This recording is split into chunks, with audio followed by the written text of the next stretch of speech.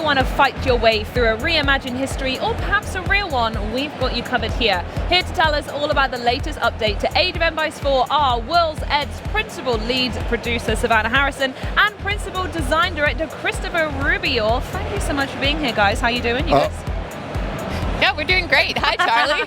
Good stuff. Like, oh, God, I think I'm good, but I need to talk on camera for a minute. We're doing awesome. I think we're having, the show has been great, so and it's awesome to be here to talk about the game. Absolutely, and your booth is full every time I look at it, so fantastic reaction. So let's talk about Dynasties of the East. Let's hear a little bit more about it and what it's going to add to the Age of Empires 4 experience. Yeah, absolutely. I mean, I've been waiting to talk about this expansion for ages. That's not meant to be a pun. It just kind of came out. Nice. Well done. So I'm so excited that today's the day. I'm going to be patient for, 15 more seconds though, because I think it's important to say that, this is a big week for Age of Empires 4 All Up.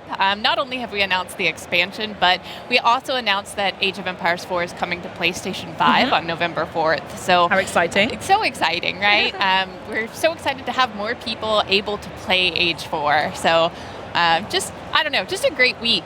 We're overjoyed. Yeah, it's awesome. Expanding the family. Yes, it's always great to expand and age up. Yeah, 100%. The puns here are ridiculous. Are you kidding me? Don't worry, we've been practicing them. I'm sure we'll pull out a few more. But Dynasties of the East is really going to be a great expansion to jump in with. It's full of content that we know people know and love. We're introducing 4 new variant civilizations, 8 maps, which are a mix of kind of very competitive focused and also a little bit more casual, a little bit more fun and quirky. So we're really excited for people to learn more about them. And then 6 new biomes, which are just breathtaking. I mean, they'll take you from the temperate fall to the Greek islands. Those are my favorite ones so far. Absolutely love those. Yeah, Team did a great job. I want a vacation in there. Absolutely, for sure. So should we talk a little bit about the Crucible then, actually, here? So this is the new single-player mode. So Savannah, can you explain exactly, I've got loads of questions here. I'm going to try and pace it because I'm so excited. What exactly is a roguelike RTS and how does that work within the context of Age? Yeah, absolutely. I mean, the Crucible, we're incredibly excited about it, right? Franchise first experience. It's going to blend not just the classic RTS gameplay that we all love, but it's also including elements of roguelite in that there are randomized objectives. So every time you play, there's something new to do. We'll probably talk a little bit more about them in a bit. It is on my list of things to ask. And then there are also elements of kind of hold against the horde gameplay. You're being attacked by enemy waves as you work to defend your wonder. It's also just a very customizable mode, something that, footage that we're showing right now is kind of walking through the initial setup. You can go in, you can change your civilization, choose any civilization that you want. Which has always been a great feature of Age All Up, is exactly how much you can tailor the next few hours of your life that you want to play, right? Absolutely, right? Are you looking for a challenge? Awesome. We have a difficulty for that. We are going to challenge you. Are you looking to just kick back and have a good time?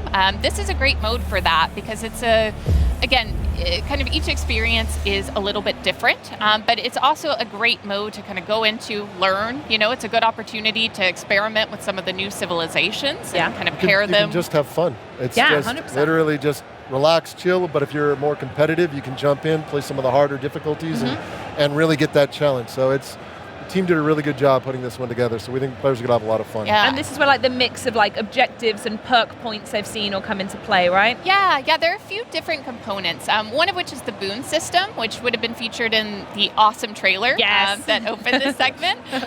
Boons are essentially, they're offered up periodically throughout gameplay, and they're these cards that offer special abilities. And they're meant to kind of... don't worry. They're meant to... They're meant to kind of provide different opportunities for the meta to kind of push your strategy. We have over 50 boons, so there's a lot. It's a big whiteboard in the office just coming up with new ones. And they have great names, so it's really worth trying to see as many of them as you can. The boon system is really interesting because some of the boons are purely positive, right? There's one called Call of the Wild that gradually brings all of the Gaia on the map in towards your town center. Oh, okay. So you're not having to go out and scout, right? Sure, which is very precious at the beginning. You don't send them off to get the sheep and bring them in because they just come to you. Yes, there you go. yes. Very awesome. good. But then there are some more complex boons as well, in that they come with a really great benefit, but also a trade-off. So one that's very popular with the team right now is called Golden Parachute. It's a little self-explanatory, sure. But essentially you receive a steady stream of gold throughout the mission, but you sacrifice all of the gold mines on the map. Wow, okay, so you get gold early, but there's actually a limited quantity. You can't go out and farm that at some point. Yes. Wow. Gradually you're accruing this gold, Just over right? time. But it is a trade-off, right? It is kind of pushing how you are going to strategize and how you're going to Smart, go about playing the game. So a really cool system. We also mentioned kind of objectives. Obviously, the core objective within the Crucible is to defend your wonder. We have these enemy waves coming at you. They are kind of growing in intensity over time, and the main challenge is to hold out as long as you can. Sure. But this is where I'd be turtling. I think I say this every Yes. era. I'm such a turtler. I have 1 million wolves and 1 million people. So would that strategy work? look at you. Well, you'd be able to protect your wonder, right? There we go. So- Absolutely. Objective done for me. And then, if you're feeling especially courageous, we really incentivize going and exploring the map. So we have these optional objectives, these points of interest. So you might be wandering the map and see something like a crop circle. You might be wandering the map and see a coliseum that is defended by a champion unit, and if you defeat that unit, they actually come over and join your forces. So it's really worth being beneficial to adventurous. maybe step away from the walls a little bit and exploring. Just for a little bit. I promise you can go back to turtling. Thank you so much, Savannah. I appreciate that. Wonderful. Now, the thing I really wanted to talk about was these 4 new variant civilizations. I don't know how much time we have to talk about all of them, but I know we've got, well, as I say, 4 that we can talk about. So can we maybe focus on the Golden Hordes? Absolutely. That one looks like my favorite. The Golden Horde they're actually right now one of my favorite. And I don't like to play favorites in the game because there's so many great civilizations. We do have the Golden Horde, we have the Sengoku Daimyo, we have the Tugaluk Dynasty, and we have the Macedonians. But the Golden Horde, much like every civilization in Age of Empires 4 was inspired through history, right? So unlike the baseline Mongol Civ, the Golden Horde is all about conquest and rapid gameplay. So they produce units very quickly, and they sacrifice the mobility, which the mainline has. That mobility being able to pack up structures and move around the map very quickly. The Golden Horde does not do that. At the center of the Golden Horde is the Golden Tent. Here's where players manage basically their age-up process. There's a lot of really fun and unique upgrades and technologies that they can get as they age up, which gives the Golden Horde player a lot of flexibility in managing the tactical managing their tactical play in the battlefield in itself. So a lot of great stuff there. They also have all of our civs. I should say every variant civ has unique units, structures, and technologies. It's not and elephants. And there are elephants in the game, which we associate that's back to the Tugaluk Dynasty. But there's a lot of really cool things. One of the things that I love about the Golden Horde are the fact that they can build palisades onto the battlefield. Beautiful. The baseline Mongols cannot do that. In addition, they also have fortified outposts, some more powerful units. They also bring the mighty Batu Khan onto the battlefield.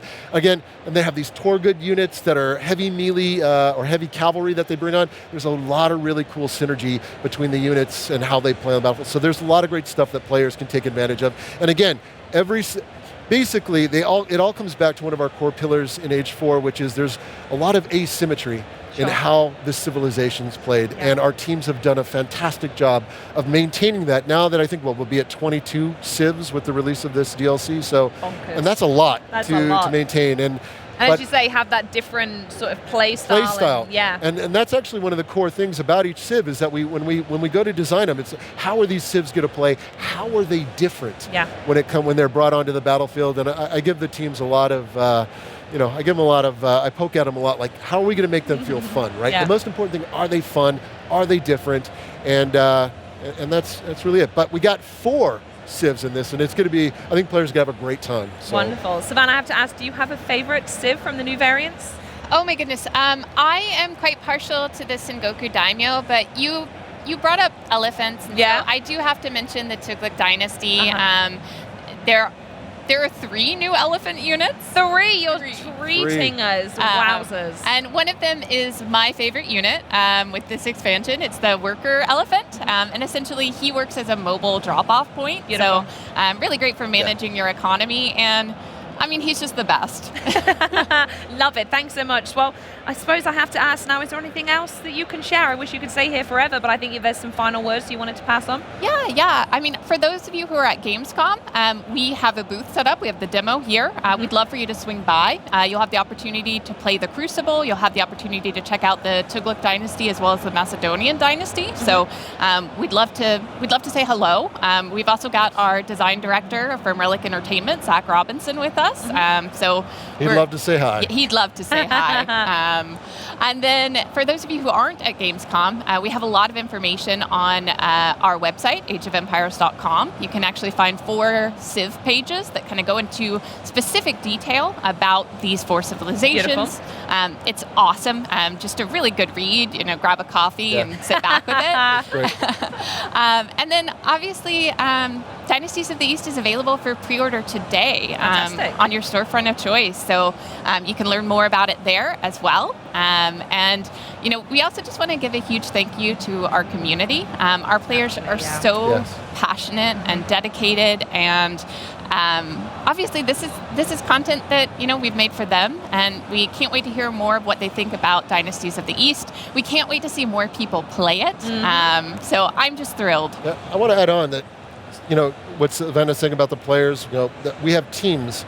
We have Relic Entertainment, Forgotten Empires, Climax Studios. These teams are incredibly passionate about building on the greatness that is Age 4, continuing to make it better, more fun.